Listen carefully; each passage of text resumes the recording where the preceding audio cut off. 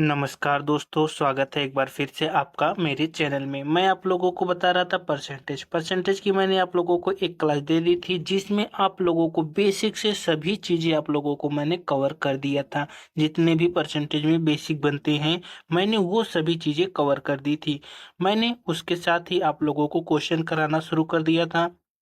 तो आज कुछ और अलग टाइप्स के क्वेश्चंस मैं आप लोगों को कराने जा रहा हूं, जो काफ़ी इम्पोर्टेंट होते हैं।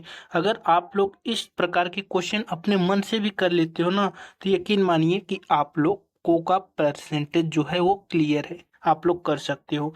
मैंने जहां तक कल करवा दिया था, मैं आज उसके आगे से करवाऊंगा। अगर आप लोग पिछली वाली वीडियो नहीं देखे तो कोई बात नहीं, बाद में देख लीजिएगा। लेकिन इस वाली वीडियो को देखेंगे तो भी आप लोगों को क्वेश्चंस समझ में आएगा। लेकिन पहले तो आप लोग एक काम करिए, थोड़ा बहुत अगर आप लोगों को परसेंटेज अगर आ रहा हो तो आप लोगों को दिक्कत नहीं होगी। अगर एकदम नहीं आ रहा है तो आप लोगों को बेसिक थोड़ा सा पढ़ना पड़ेगा। मैंने यहाँ तक करवा दिया था। आज मैं आप लोगों को इस वाले क्वेश्चन पे लेकर आ गया हूँ। तो ये क्वेश्चन आप लोगों को अपने मन से करना है। अगर देखिए आप लोग कर लेते हो तो अच्छी बात है, नहीं कर पाते हो तो देख लीजिए कितनी आसानी से इसको कर सकते हो। कह रहा है पी क्यू से 30% छोटा है, तो क्यू पी से कितना बड़ा है। ठीक है, कह रहा है पी किससे, क्यू से 30% छोटा है। किससे, क्यू से। तो अगर 30% छोटा है तो हम लोग 30% का मतलब होता है 30/100। मतलब दोस्तों कि 3/10 छोटा है तो हम लोग यहाँ पर माइनस लगाएंगे। कोई संख्या 10 थी तो अब छोटी है, कितनी हो गई है, 10 में से 3 क्या 7। कोई संख्या 10 थी तो अब कितनी हो गई है, 7।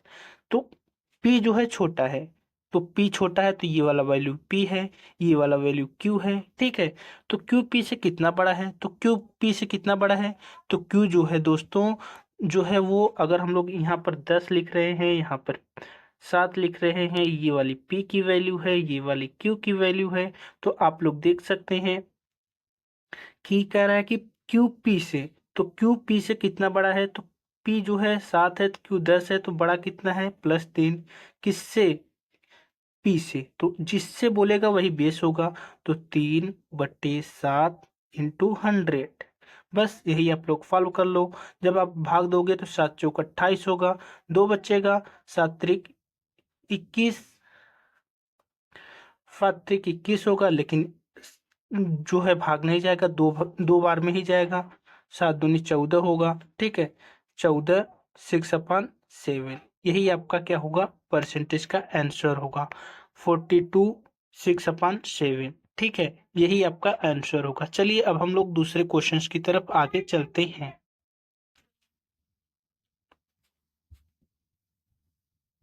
इसी प्रकार से मैं आप लोगों को एक क्वेश्चन दे रहा हूं। मान लेते हैं हमारा यहाँ पर क्या कौन सा क्वेश्चन था, पी क्यू से 30% छोटा है।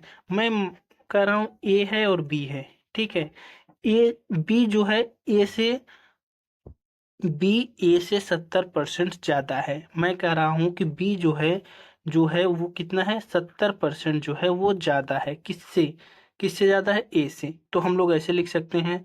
तो अगर 70% को कन्वर्ट करें परसेंटेज में तो 70/100 हो जाएगा, जिसका मतलब हो जाएगा 10। ज्यादा है तो यहाँ पर प्लस होगा, तो एक 10 होगा, दूसरा 17 होगा। तो बी जो है ज्यादा है तो बी 17 होगा और ए 10 होगा। अब आप लोगों से पूछ दिया जाए कि ए जो है बी से कितना कम है, तो ए कितना कम है बी से, तो ए दोस्तों कितना कम है। अगर ये ए 10 है, बी 17 है, तो ए 7 कम है किससे, बी से। तो 17/100 इंटू 100। तो आप लोग इसको सॉल्व करके अपना आंसर बता सकते हो। ठीक है, यही करना है दोस्तों। अब इसको डिवाइड कर दो 17 से। 17 का नाम 17, 17 दूनी 34, 17 तिया 51, 17 चौके 68। 68 हो गया, 2 बचा, 17 का नाम 17, 3/17। ठीक है, आप लोग इसको कर, इसका मतलब 41 सही 3/7 परसेंटेज जो है वो ज्यादा है। ठीक है, आप लोग जैसे क्वेश्चंस पूछेगा वैसे आप लोग बता सकते हो। ठीक है, तो अब मान लेते हैं क्वेश्चन आप लोग देख सकते हैं यहाँ पर काफी ज़्यादा क्वेश्चन ये वाला पूछा जाता है एग्जामिनेशन में। कह रहा है कि जय अपनी मासिक आय का 50% किराने पर और बिलों पर खर्च करता है, अपनी मासिक आय का 20% कपड़े खरीदने पर, अपनी मासिक आय का 5% दवाओं पर खर्च करता है, शेष राशि इतना वह बचाता है। हम मान लेते हैं जय दोस्तों 100 रुपये कमा रहा है। 100 रुपये जय जो है वो कमाता है, ठीक है। 100 रुपये कमाता है जिसमें 50% किराने पर, शेष का नहीं बोला है, इसलिए जितना लिखा गया उतना आप टोटल कर लोगे। फिर क्या कह रहे हैं, मासिक आय का 20% कपड़ों पर, फिर मासिक आय का 5% दवाओं पर। टोटल कितना हो गया, 50, 60, 70, 5, 75। मतलब वो 75, अगर 100% कमा रहा है तो उसमें से 75% वो क्या कर दे रहा है, अपना खत्म कर दे रहा है। अभी भी उसके पास इतना रुपया बचा है 12,500। तो आप लोग देख सकते हो 12,500 बचा है, जो कि 75% खत्म कर दिया। तो बचा अब उसके पास कितना, 25%। मासिक आय कितना हो गई, 100 से मल्टीप्लाई, क्योंकि टोटल 100 था। तो 25 एक नम 25, 25 पंचे 125। तो उसकी मासिक आय हो गई दोस्तों 50,000 रुपया। देख सकते हैं, अगर इस टाइप के क्वेश्चन आप लोगों को मिल जाएं तो आप लोग बहुत ही आसानी से कर सकते हो। केवल यहाँ पर ध्यान रखना कि किसी के बीच में शेष नहीं है। शेष का मतलब अगर देखा जाए कि ए अपनी आय का 50% किराने पर, बिलों पर खर्च करता है, मासिक आय का 20% कपड़े खरीदने पर खर्च करता है, 5% दवाओं पर खर्च करता है, ठीक है। बीच में कहीं पर शेष नहीं है। तो आप लोग इस तरीके से डायरेक्ट सॉल्व कर सकते हो। अब देखते हैं ये वाला, ये क्वेश्चन कितने आसानी से आप लोग इसको कर सकते हो। जैसे कि यदि किसी वृत्त की त्रिज्या 10% बढ़ाई जाए तो इसका क्षेत्रफल कितना बढ़ जाएगा। वृत्त का क्षेत्रफल क्या होता है दोस्तों, पाई आर स्क्वायर। सभी लोगों को पता है पाई आर स्क्वायर होता है वृत्त का क्षेत्रफल। तो आर स्क्वायर, पाई तो कांस्टेंट रहेगा, इसका मतलब ही नहीं है। आर स्क्वायर 2 बार है, ठीक है। तो आप लोग इसको ऐसे लिख सकते हो, 10% बढ़ा दिया जाए। 10% का मतलब होता है 1/10। कोई संख्या जो है वो 10 थी तो अब बढ़ कर के 11 हो गई। ये 2 बार होगा क्योंकि आर स्क्वायर रहता है। तो 10 फिर 11, ठीक है। पहले 100 थी, अब बढ़ कर के कितनी हो गई, 121 हो गई। तो आप लोगों को बताना है क्षेत्रफल कितना बढ़ जाएगा। तो पहले 100 था, तो अब वही बढ़ कर के क्षेत्रफल 21% हो जाएगा, ठीक है। ऐसे आप कर सकते हो, कोई दिक्कत नहीं है। ऐसे आप लोग कोई भी क्वेश्चंस कर सकते हो। अब यही वाला क्वेश्चन देख लीजिए, घनाभ की लंबाई चौड़ाई क्रमशः 10% और 20% बढ़ जाती है, ऊंचाई भी 20% कम हो जाती है, तो घनाभ का आयतन कितना होगा।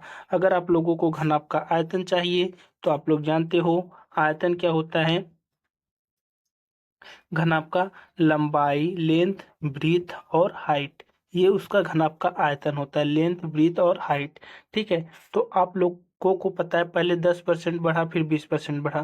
तो 10% मतलब होता है 1/10/100। 10/100 में से इसको इसको काटोगे तो बचा कितना, 1/10। तो बढ़ा है तो मतलब दोस्तों प्लस करोगे, पहले 10 था अब बढ़ करके कितना हो गया, 11 हो गया, ठीक। ये वाला हो गया। ठीक उसी प्रकार से अगर आप लोग देखा जाए, ये 10 था तो ये 11 हो गया। फिर अगर 20% बढ़ा है, 20% का मतलब क्या होता है, 20% का मतलब होता है 20/100। इसको काटोगे तो 1/5, ये भी बढ़ा है तो यहाँ पर प्लस। तो 5 था तो अब कितना हो गया, 6 हो गया। फिर 20% कम हुआ है, 20% ऊंचाई कम हुई है तो इसका मतलब क्या होगा,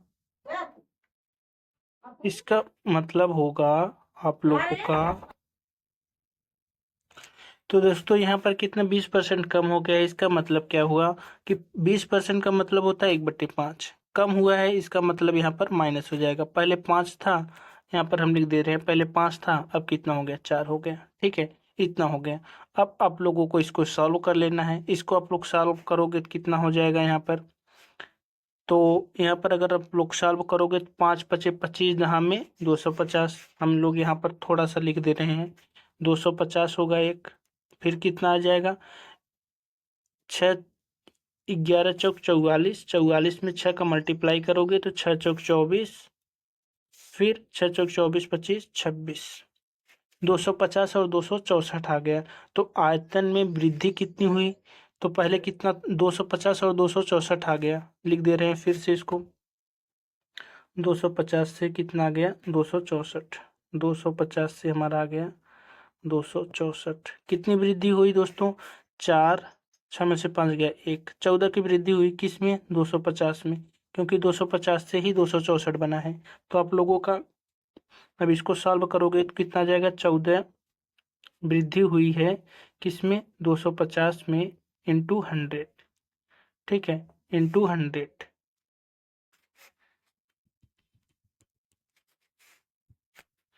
14/215 इंटू 100 आप करोगे तो कितना आ जाएगा? 5 पचे 25, 5 दूनी 10, 14 दूनी 28, 28/5, 28/5 अगर आप लोग करोगे तो 5 पचे 25, 26 27 28, 3/5, 5 से 3/5 आंसर हमारा कितना हो जाएगा इसका आंसर। ठीक है, आप लोगों को कुछ नहीं करना है, बस जिस तरीके से मैंने किया है आप लोगों को वैसे ही करना है। अब लास्ट सवाल देख लेते हैं, क्या बोल रहा है? लास्ट सवाल में बोल रहा है चावल की कीमत में 20% की कमी होती है तो एक व्यक्ति 450 रुपये में 50 किलो चावल खरीद प्राप्त करने में सक्षम बनाती है। चावल का मूल मूल्य ज्ञात कीजिए। देखिए, आप लोगों को पता है अगर आप लोग व्यय करते पैसा व्यय करते हैं तो व्यय में क्या होता है? कीमत रहती है, कितनी कीमत की है, प्लस आप उसको कितना खपत करते हैं, मतलब कितना किलो लेते हैं, ये उसका होता है व्यय। तो व्यय जो होता है क्या होता है? व्यय होता है कीमत कितनी है और उसका खपत कितना है, वो व्यय बताता है हमारा। ठीक है, अब देख लीजिए, पहले क्या होता है? चावल की कीमत में 20% की कमी होती है। तो अगर चावल की कीमत जो है, कीमत में कमी होगी तो व्यय बढ़ेगा। सीधी सी बात है, अगर कीमत कम होगा तो आप लोग खपत ज़्यादा करोगे। इसका मतलब ये हुआ, पहले कितना था दोस्तों? 20% की कमी हुई कीमत में, तो 20% का मतलब होता है 20/100, 1/5, 1/5, मतलब 20% की कमी हुई तो पहले 5 था, अब वही हो गया कितना? पहले जो 5 था अब वही हो गया है हमारा कितना? जो 5 था वही 4 हो गया। ठीक है, जो 5 था वही 4 हो गया। ये व्यय है, तो खपत कितनी बढ़ जाएगी? पहले अगर हम लोग खपत 4 करते थे, अब यही 5 करने लगेंगे। अगर कीमत बढ़ेगी, कीमत घटेगी तो हमारा खपत बढ़ेगा। तो खपत जो है 4 से हम लोग 5 करने लगे। एक्चुअली में बढ़ी कितनी है? 450 रुपया बढ़ी है 50 किलो पर। एक्चुअली पे 1 kg बराबर दोस्तों 50 किलो, क्योंकि 4 से 5 हुआ है तो 1 kg बराबर कितना हुआ है? 1 kg का मान 50 किलो हुआ है। ठीक है, तो हम लोग इसको थोड़ा सा जगह देते हैं, फिर उसके बाद आप लोगों को दिखाते हैं। ठीक है,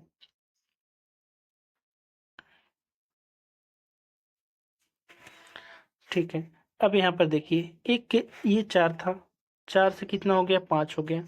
ठीक है, 4 से 5 हो गया, तो 1 kg बराबर कितना हो गया? 50। 1 पे 50 तो 4 पे कितना होगा दोस्तों? 50 चौके 100, 200 हो जाएगा। 50 पे 200 हो जाएगा। तो आप लोगों को पता है उसकी मूल कीमत आप लोगों को बतानी है। मूल कीमत कितनी होगी? तो देखिए, अब वो कितना ले रहा है? 200 ले रहा है। एक्चुअली में जो कीमत थी कितनी बड़ी है? 450 रुपये जो था, 50 केजी ले रहा था। ठीक है, तो एक्चुअली में उसका अब जो पूछ रहा है वो चावल का मूल कितना होगा? मूल मूल्य मतलब पहले का मूल कितना होगा?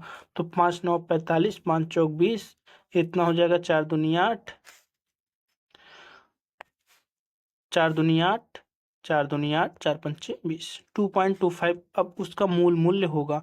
मैं आप लोगों को एक बार फिर से आप लोगों को रिमाइंड करवा दे रहा हूँ जल्दी से, कोई दिक्कत नहीं, बहुत आसान क्वेश्चन है दोस्तों। ये कह रहा है कि चावल की 20% की कमी हुई, 20% की कमी हुई, इसका मतलब आप लोगों को पहले 5 था तो आप लोगों ने 4 करना शुरू कर दिया। कमी जब होगी तो अगर आप लोगों को कीमत में कमी होगी तो खपत आप लोग ज़्यादा करने लगोगे। तो आपको वही खपत बढ़ा बताना है कि कितना कर रहे थे। अब जो पहले कीमत अगर इतनी है तो खपत आपका 4 से 5 हो जाएगा। 4 से 5 का मतलब कितना हुआ, एक पे यहाँ पर दिया गया है 50 केजी अधिक चावल प्राप्त करता है, तो एक पे 50 हो गया, तो 4 पे कितना हो गया, 4 पंचे 20, 200 हो जाएगा। जब 4 पे 200 हो गया तो एक व्यक्ति 450 में 50 केजी चावल प्राप्त करने में सक्षम बनाती है। चावल का मूल मूल्य पता करना है आपको। मूल मूल्य पता करना है तो आपको पता है कोई मूल कीमत जो होती है कुल व्यय बटे कुल खपत होती है। कुल व्यय कितना है हमारा, कुल व्यय की बात करें तो 450 रुपया है। कुल खपत अब कितना हो रहा है, 200 रुपया हो रहा है। कुल खपत और कुल मूल्य अगर आप इसको डिवाइड कर दोगे तो आपको पता चल जाएगा, इसका मान 2.25 आंसर आ जाएगा। ठीक है, अगर यही आप लोगों को ये करना रहता,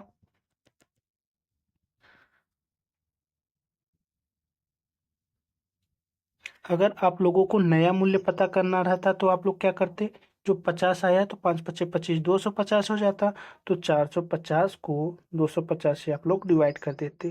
ठीक है, तो आपका आंसर कितना आ जाता, 5 9 45, 5 पचे 25, 5 का नम 5, 5 बट्टे 40, 1.8 रुपया आ जाता। 1.8 रुपये पर केजी आ जाता है आंसर। तो ये थे दोस्तों क्वेश्चन जिसको आप लोगों को समझने थे। मैं अब आप लोगों को सरल गणना पर आधारित, भिन्न पर आधारित, प्रतिशत त्रुटि, क्रमिक वृद्धि आधारित, जनसंख्या आधारित, आय और व्यय, ये सभी क्वेश्चन जो बचे हुए हैं उसको मैं आप लोगों को कल करवाऊंगा। तब तक के लिए बाय बाय, टेक केयर।